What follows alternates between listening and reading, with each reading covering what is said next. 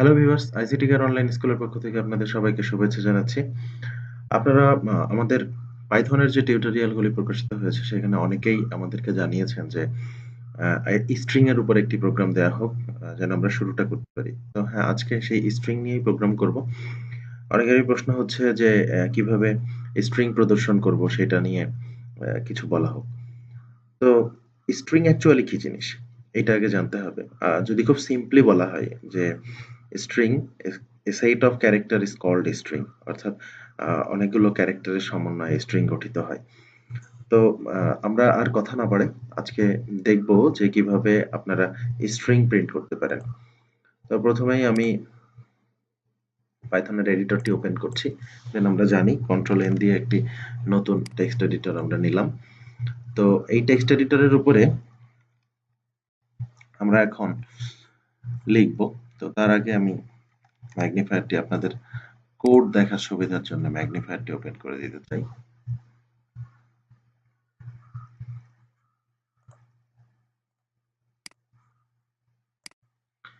তো এখানে আমরা যেহেতু আমরা স্ট্রিং টাইপের ডাটা দেখতে চাই, তো তার জন্য আমাদেরকে স্ট্রিং টাইপের ডাটা ডিক্লেয়ার করতে হবে।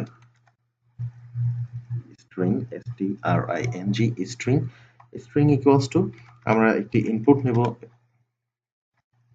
এখন আমরা মেসেজটি থ্রো করব।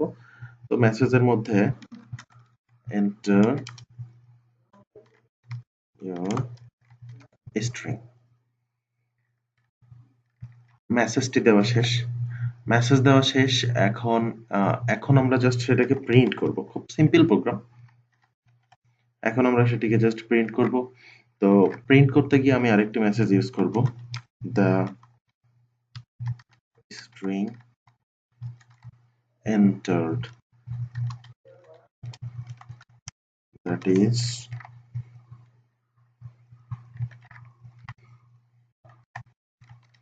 string.